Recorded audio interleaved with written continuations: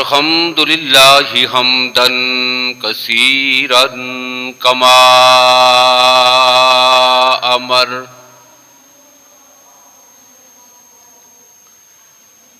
ونشهد ان لا الہ الا اللہ وحدہ لا شریک لہ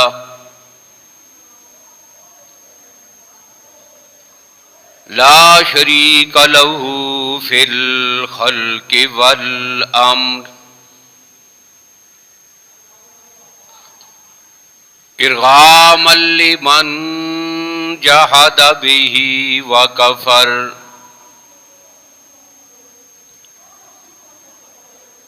ونشهد ان سیدنا وسندنا وشفیعنا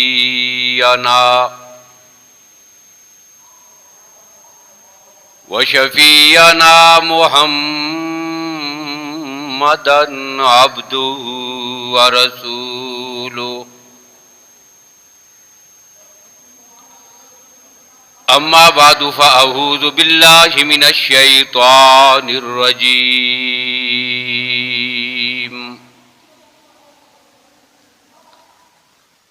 بسم اللہ الرحمن الرحیم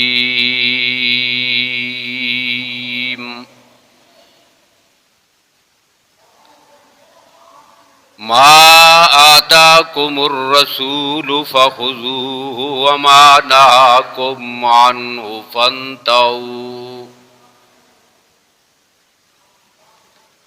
وقال اللہ تبارک وتعالی فی مقام آخر سبحان الذی اسری بعبده لیلا من المسجد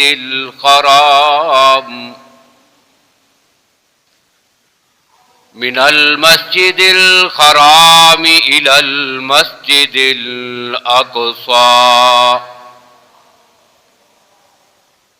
الذي باركنا حوله لنريه من آياتنا إنه هو السميع البصير صدق اللہ مولانا العظیم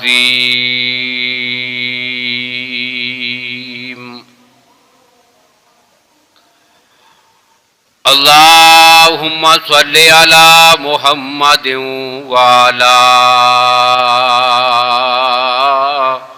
آل محمد بعدد من قعد وقام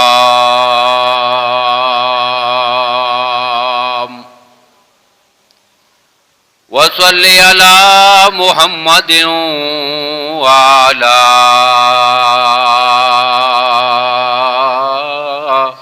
آل محمد بعدد من صلی وصام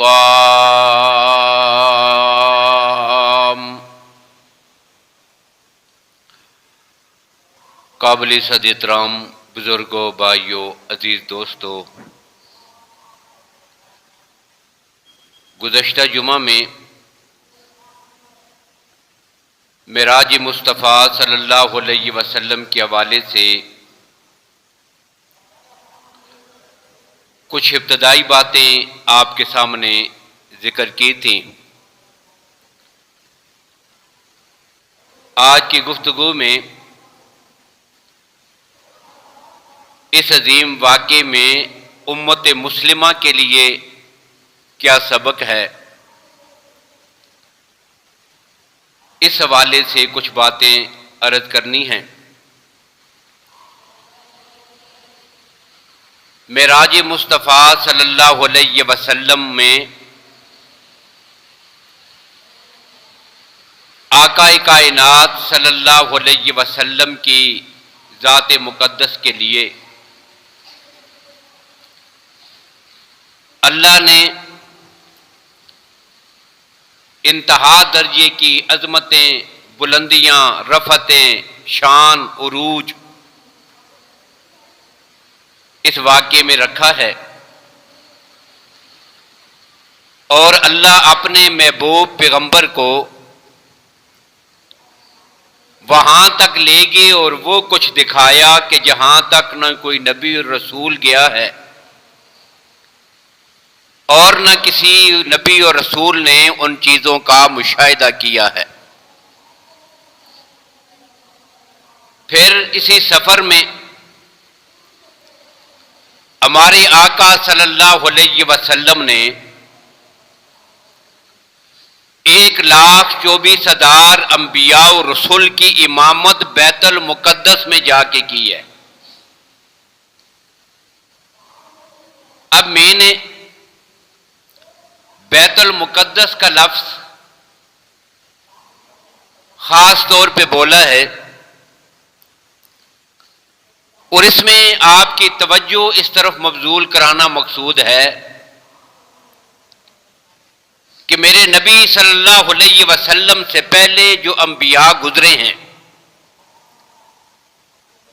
ان کے پیروکار ان مقدس انبیاء علیہ الصلاۃ والسلام کی طرف اپنی نسبت کرتے ہیں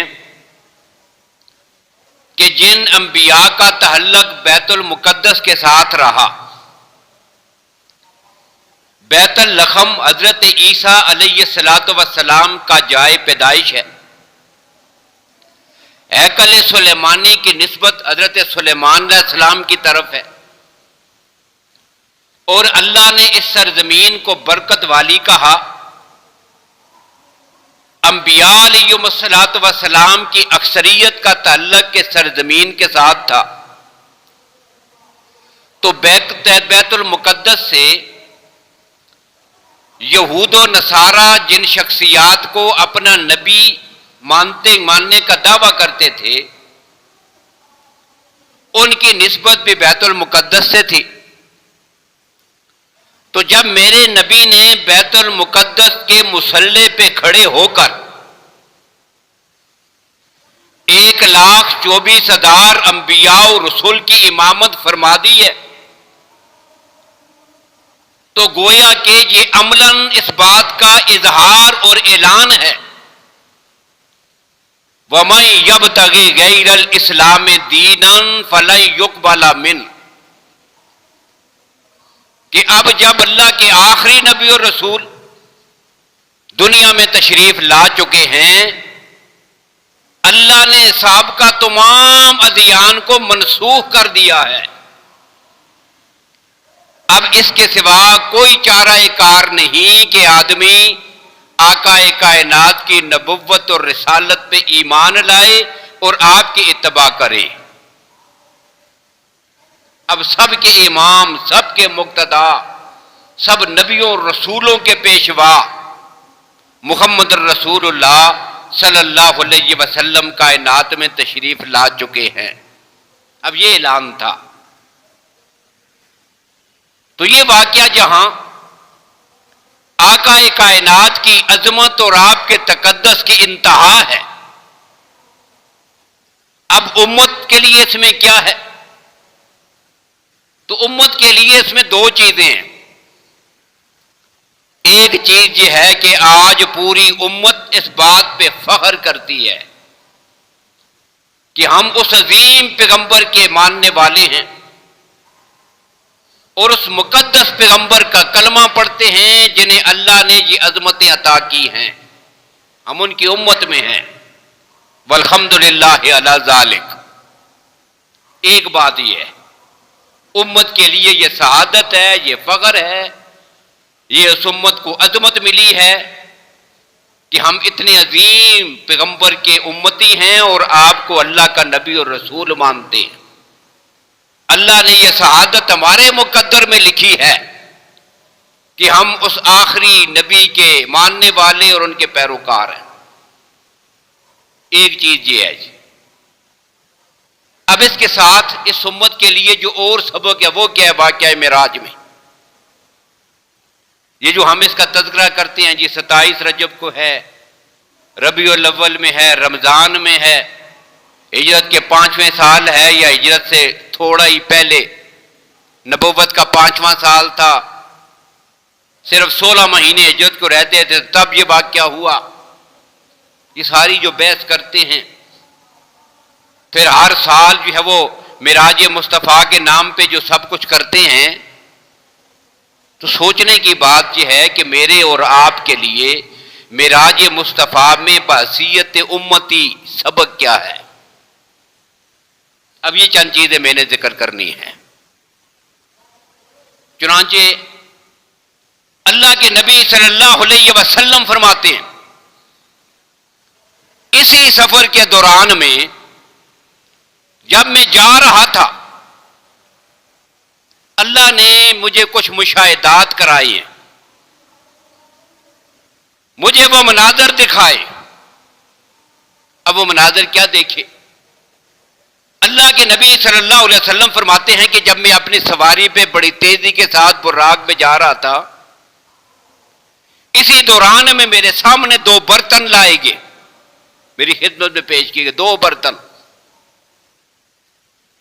اب میں نے ان پہ نظر ڈالی تو یکدم ایک برتن کو اپنے ہاتھوں سے اٹھا لیا. جبریل امین خوش ہوئے، مجھے بتایا یا رسول اللہ، یہ ایک برتن میں شراب تھی، دوسرے برتن میں دودھ تھا. آپ نے دودھ والا برتن اٹھایا ہے، اور اس کا اثر یہ ہوگا کہ رہتی دنیا تک اللہ آپ کی امت کو اس کے ایسے ثمرات اور فوائد پہنچائیں گے کہ آپ نے فطرت کو اختیار کیا ہے، نجاست سے آپ نے علیحدگی فرمائی ہے، تو اللہ آپ کی امت کو بھی نیکی کی طرف متوجہ فرمائیں گے. لا تجتمع امتی علی الضلالہ. یہ تو ہوگا کہ میں یا کوئی دوسرا انفرادی طور پر گناہوں میں ملوث ہو، لیکن من خیس الامت، پوری امت اجماعی طور پر کبھی گمراہی کی طرف راغب نہیں ہوگی. گمراہی کے مسئلے پر ان کا اجماع نہیں ہوگا. یہ بھی میرے نبی کی رحمت ہے کہ میرے نبی نے جس برتن کو چنا وہ دودھ کا برتن تھا، وہ شراب کا برتن نہیں تھا. ایک منظر یہ دکھایا گیا. پھر اللہ کے نبی آگے بڑھے. سیدنا ابو ہریرہ رضی اللہ عنہ فرماتے ہیں، اس روایت کے وہ راوی ہیں، اور یہ روایات معراج والی روایات احادیث متواترہ ہیں، حد تواتر کو پہنچی ہوئی ہے. اب ان حدیث میں کیا ہے؟ مرہ علی قوم، میں قوم کے اوپر سے گزرا، کچھ لوگ ہیں یزرعون و یحصدون، کھیتی باڑی کر رہے ہیں، بیج پھینکا، دیکھتے ہی دیکھتے وہ بیج اگایا اور فصلیں لہلانے لگی. بڑی خوبصورت فصل کھڑی ہوگی سامنے نظر آ رہی ہے، اور ایک دن میں ایک فصل فوراً تیار ہو کے، اگلی کٹتی نہیں پھر تیار ہو جاتی ہے، پھر بیج پھینکتے ہیں وہ کٹتی نہیں پھر تیار ہو جاتی ہے.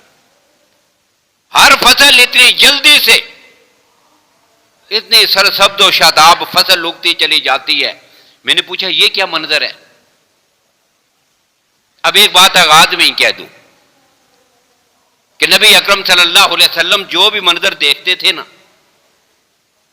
تمام احادیث میں بار بار اللہ کے نبی جبریل امین سے یہی پوچھتے ہیں، ما ہؤلاء یا جبریل، جبریل یہ کیا ہے؟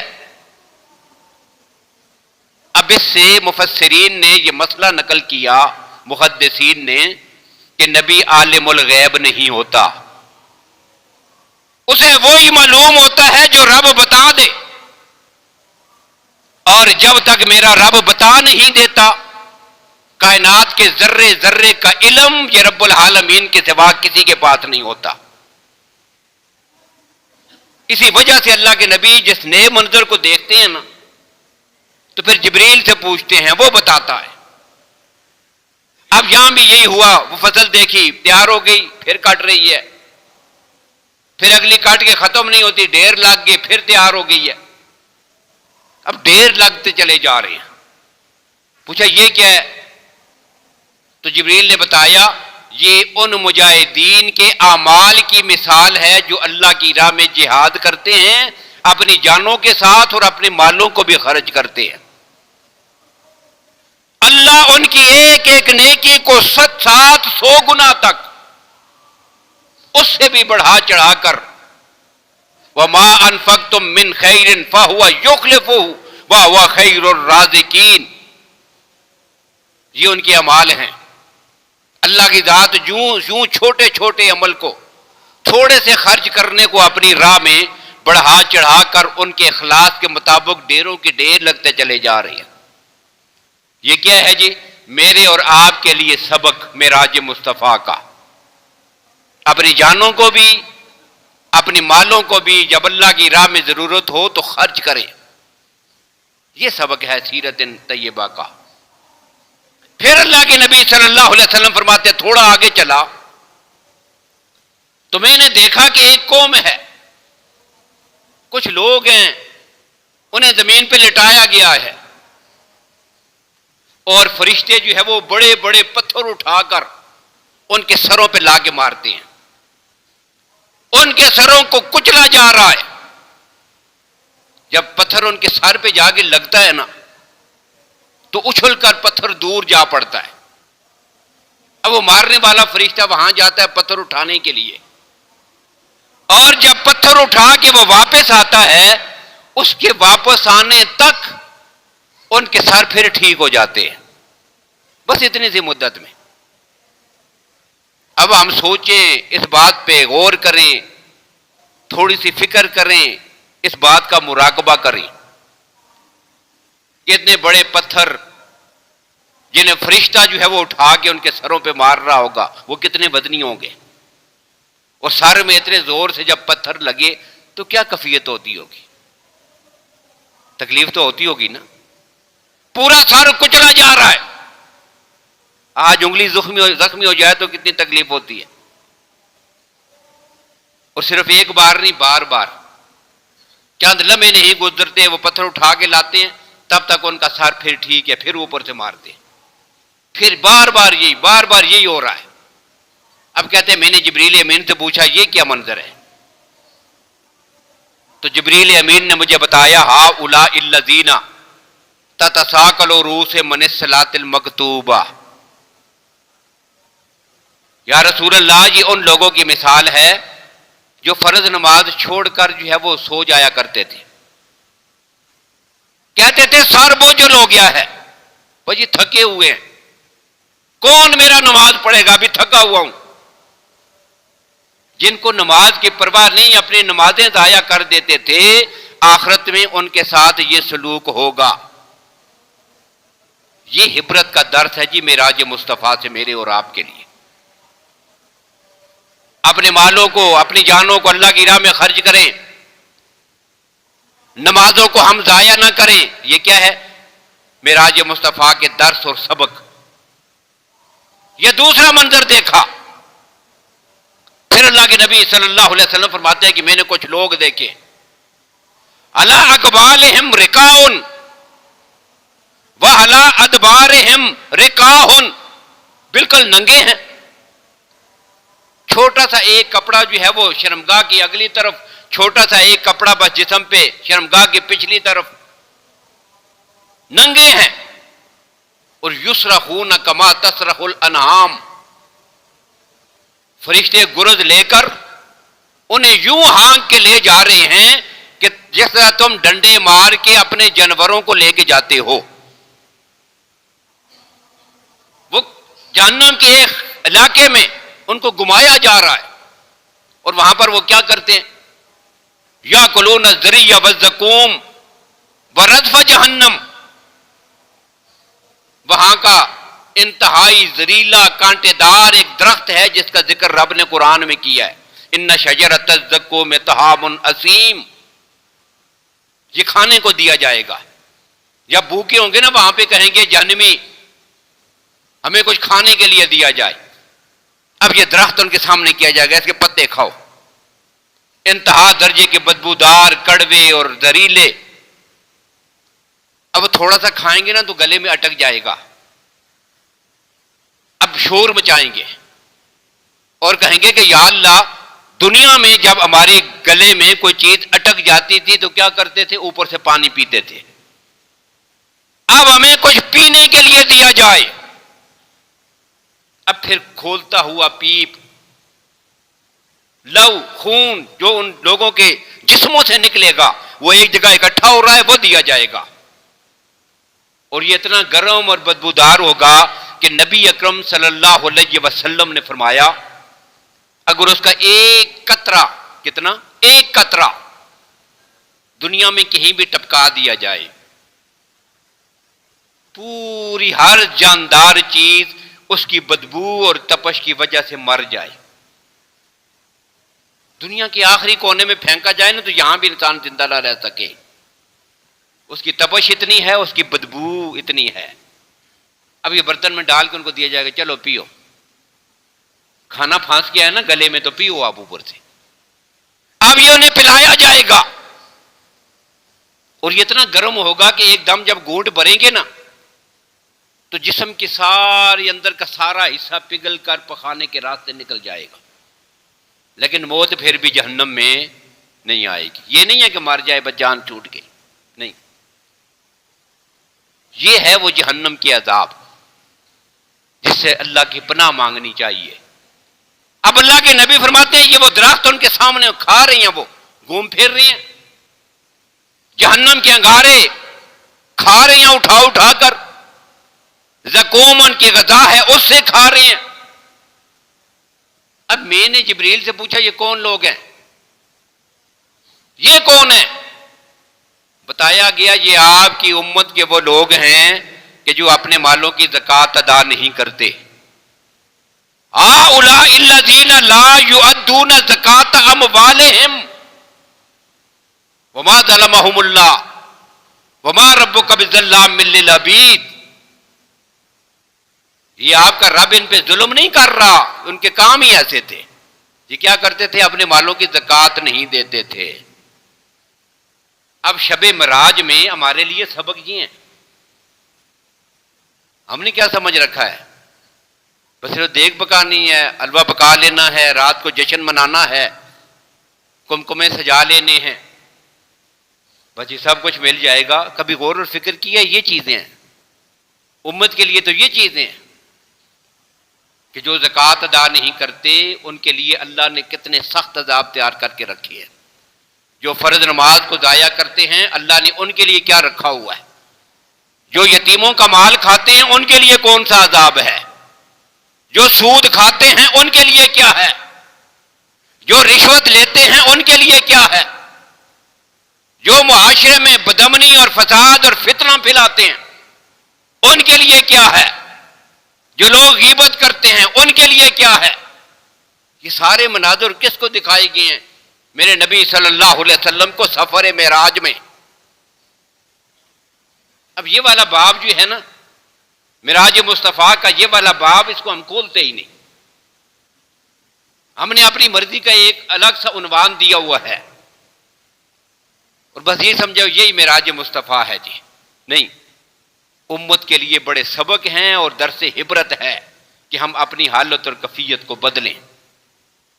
یہ ایک ایک عذاب میرے نبی کو مشاہدہ کروا کر بتایا گیا کہ اس گناہ کا یہ عذاب ہے، اس گناہ کا یہ عذاب ہے، اور میرے نبی صلی اللہ علیہ وسلم نے آ کر اپنی امت کے سامنے یہ مثالیں رکھی ہیں۔ اب یہ کون لوگ ہیں جو زکوٰۃ ادا نہیں کرتے؟ لا یؤدون زکاۃ اموالہم۔ پھر اللہ کے نبی صلی اللہ علیہ وسلم فرماتے ہیں میں نے کچھ لوگ دیکھے بطونہم کامثال البیوت، ان کے پیٹ اتنے بڑے بڑے ہیں نا کہ جس طرح پورا ایک مکان ہوتا ہے، پورا ایک گھر جتنا بڑا ہوتا ہے اتنے بڑے بڑے ان کے پیٹ۔ یہ بڑے بڑے پیٹوں والے حرام خور، سود کھانے والے، لوگوں کا مال ناحق غصب کرنے والے، اتنے بڑے بڑے پیٹ۔ اور انہی بڑے پیٹوں کے متعلق حدیث میں انہی لوگوں کے بارے میں یہ الفاظ بھی ہیں، ان کے پیٹوں میں جہنم کے سانپ بڑے ہوں گے، خیات جہنم کے سانپ جو باہر سے بھی نظر آ رہے ہوں گے۔ پیٹ کے اندر وہ گردش کر رہی ہیں نا، دیکھنے والوں کو باہر سے نظر آ رہی ہیں، اتنے بڑے بڑے سانپ ان کے پیٹوں میں گھسے ہوئے، اور یہ جہنم کے سانپ ہیں جن کے بارے میں اللہ کے نبی صلی اللہ علیہ وسلم کا یہ فرمان ہے۔ اور یہ میں ساری گفتگو آقا کائنات صلی اللہ علیہ وسلم کی احادیث مبارکہ سے کر رہا ہوں۔ یہ جہنم کوئی آسان سی چیز ہے؟ اللہ کے نبی صلی اللہ علیہ وسلم نے ان سانپوں کے بارے میں یہ جملہ فرمایا، ان میں سے کوئی ایک سانپ بھی اپنا سر نکال کے دنیا میں ہلکی سی پھونک بھی مار دینا تو اس کی زہر کا ایسا اثر ہوگا کہ پوری روئے زمین پر کوئی ایک تنکا بھی پھر نہیں اگے گا۔ یہ ساری زمین اس طرح جل جائے گی کہ پھر ایسی بنجر ہوگی، جاندار تو ختم ہو ہی جائیں گے، کوئی چیز اگے گی بھی نہیں زمین پر اس زہر کے اثر کی وجہ سے۔ اب ظاہر ہے وہ سانپ اگر کسی انسان کے پیٹ میں داخل ہو، اس پہ جو گزرتی ہوگی وہ کیا ہوگی؟ اب یہ اتنے بڑے بڑے پیٹ، کلا مانا ہاذا خرا، اب پیٹ زیادہ بڑا ہو اور جسم چھوٹا ہو تو آدمی کھڑا تو نہیں ہو سکتا۔ اب یہ رام کھا کھا کے ان کے پیٹ اتنے بڑے ہو گئے۔ اب یہ ہے جی ہمارے لیے معراج مصطفیٰ کا سبق کہ آرام نہیں کھانا، سود اور رشوت اور ان چیزوں سے اپنے آپ کو بچانا ہے۔ کبھی ہم نے سوچا بھی ہے معراج مصطفیٰ میں بھی یہ سبق ہیں؟ ہم نے تو کسی اور ہی رنگ میں ہمیشہ اس کو بیان کیا ہے۔ ہم تو لوگوں کو قصے سناتے رہتے ہیں اور لوگوں کو ابھارتے ہی رہتے ہیں، کبھی ہم نے یہ خوف خدا ان کے دل میں پیدا کرنے کی کوشش ہی نہیں کی ہے۔ اب کیا ہوا، اتنے بڑے بڑے پیٹوں میں سانپ بھرے ہوئے، کہتے ہیں میں نے جبریل امین سے پوچھا یہ کون ہے؟ تو مجھے جبریل امین نے کہا آکلۃ الربا، یہ سود کھانے والے ہیں، سود کھاتے تھے۔ پھر اللہ کے نبی صلی اللہ علیہ وسلم فرماتے ہیں میں نے کچھ لوگ دیکھے، ان کو کھڑا کر کے ان کی زبانوں کو اور ان کے ہونٹوں کو بڑی بڑی کینچیاں ہیں آگ کی بنی ہوئی، ان کے ساتھ کاٹا جا رہا ہے۔ کٹنے کے بعد پھر ٹھیک ہو جاتے ہیں، پھر کاٹا جا رہا ہے۔ اب یہ جہنم کا عذاب ہے، ایسا تو نہیں کہ بس ایک دفعہ کاٹا تو بات ختم ہو گئی، نہیں، بار بار۔ ابھی فرشتے کاٹ کے رہتے نہیں، پھر منہ ٹھیک ہو گیا ہے، پھر ان کی زبانیں کاٹی جا رہی ہیں، پھر ان کے ہونٹ کاٹے جا رہے ہیں کینچیوں کے ساتھ، بے مقاریض نار، وہ آگ کی بنی ہوئی بڑی بڑی کینچیاں فرشتوں کے ہاتھوں میں ان کی زبانوں کو کاٹا جا رہا ہے۔ اب کہتے ہیں میں نے پوچھا یہ کون ہے؟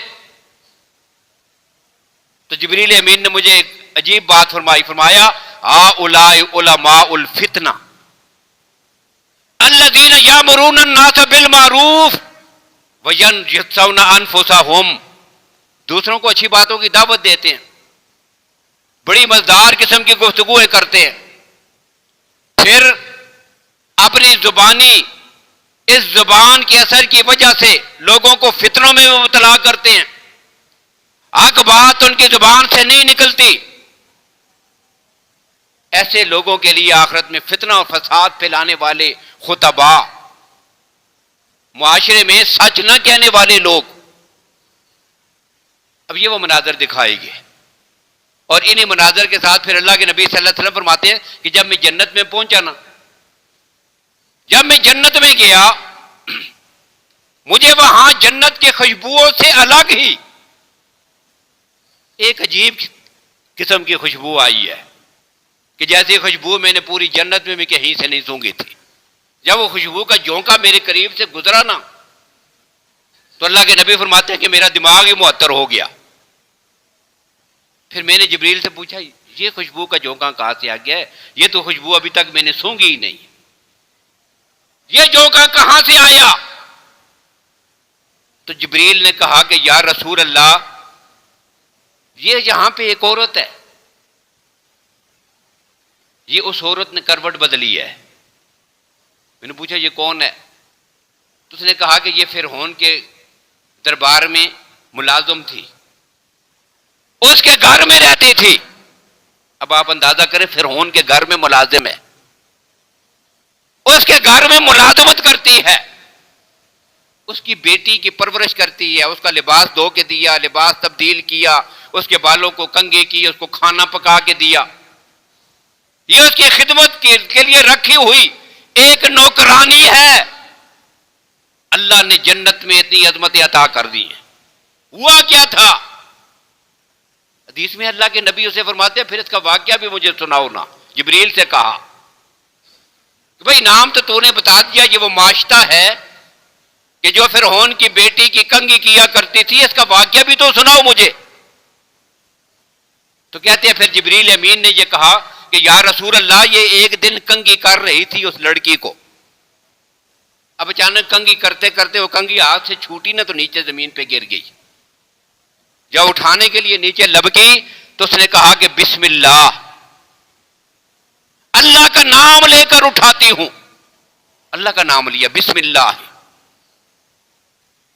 اب پھر ان کی بیٹی اس کے منہ کی طرف دیکھنے لگی اور کہا کہ میرے والد صاحب کو آپ نے اللہ کا یہ جو آپ نے کہا نا بسم اللہ، ابھی کیا آپ میرے والد کی بات کرتے ہیں؟ اس نے کہا کہ نہیں، میرا رب وہ ہے کہ جو میرا بھی رب ہے، تیرے باپ کا بھی رب ہے. کائنات میں اس کے سوا الہ کوئی نہیں. اس نے کہا اچھا میرے باپ کو خدا نہیں مانتی؟ اس نے کہا کہ نہیں، میں تو اللہ کو اپنا الہ مانتی ہوں. تو وہ لڑکی کہنے لگی چلو یہ والی ساری بات میں اپنے باپ کو جا کے بتاؤں گی. اب انہوں نے فرعون کو جا کے بتا دیا. فرعون نے اسے طلب کر لیا، کیا کہتی ہو، مجھے خدا مانتی ہو؟ اب یہ ہے جی ہمارے لیے سبق. کلمۃ الحق ہند سلطان جائر، افضل الجہاد کلمۃ الحق ہند سلطان جائر.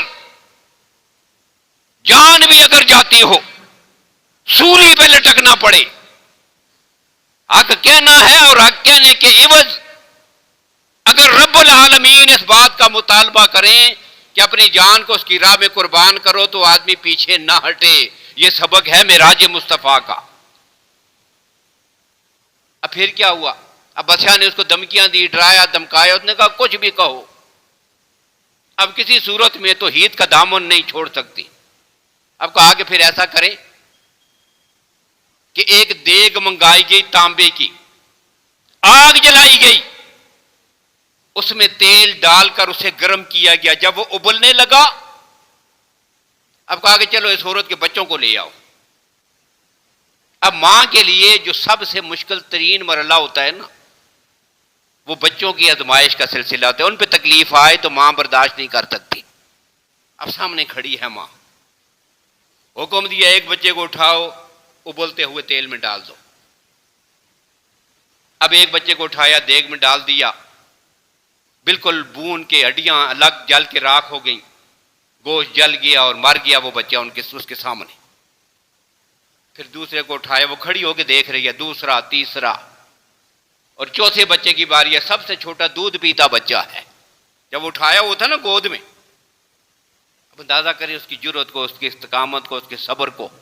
یہ ہے جی ان الذین قالوا ربنا اللہ ثم استقاموا.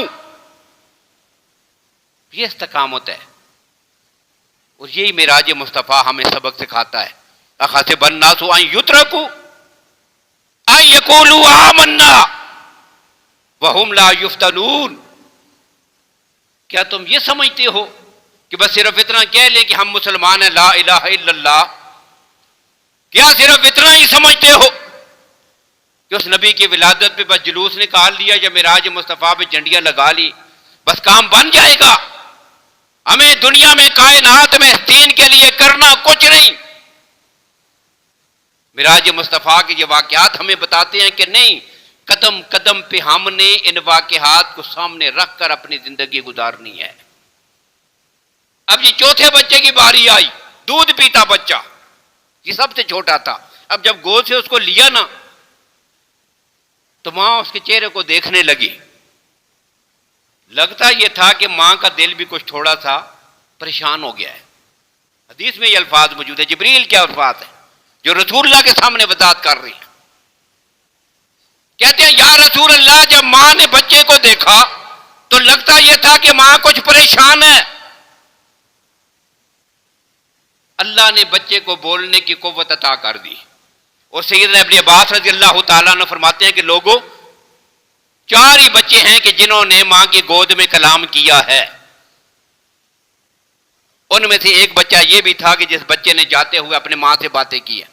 اس نے کہا اماں جی پریشان نہیں ہونا، تو حق پر ہے اور اللہ نے آخرت میں تیرے لیے بہت کچھ تیار کر کے رکھا ہوا ہے. اب چوتھے بچے کو بھی اس میں ڈال دیا گیا، چاروں کے چاروں جل کے مار گیا. اب ماں کی باری آئی. اب ماں کو جب ڈالا جانے لگا تو اس نے صرف ایک بات کہی کہ میں صرف ایک چیز کا تیرے سامنے مطالبہ کرتی ہوں کہ میرے بچوں کی ہڈیوں کو اور میری ہڈیوں کو اٹھا کر ایک ہی کپڑے میں باندھ کر کسی جگہ میں دفن کر دینا ہے. بس یہ ان کے ساتھ شروع ہوا ہے. ان الذین قالوا ربنا اللہ ثم استقاموا. اب جبریل نے کہا یا رسول اللہ وہ جنت میں جس محل میں رہتی ہے نا، بڑے دور ہو کہ کسی جگہ محل ہے اس کا. اب جب وہاں سے اس نے اپنی کروٹ بدلی ہے نا تو یہ خوشبو کا جھونکا آیا جو آپ کو اتنا خوبصورت محسوس ہوا ہے. یہ ہے جی، یہ حق بات پہ ڈٹنے والے. اور پھر اللہ کے نبی فرماتے ہیں صلی اللہ علیہ وسلم، میں نے جنت میں حضرت رمیسہ، حضرت انس رضی اللہ تعالیٰ عنہ کی والدہ محترمہ، سیدنا ابو طلحہ رضی اللہ تعالیٰ عنہ کی زوجہ محترمہ، میں نے ان کا محل بھی دیکھا ہے.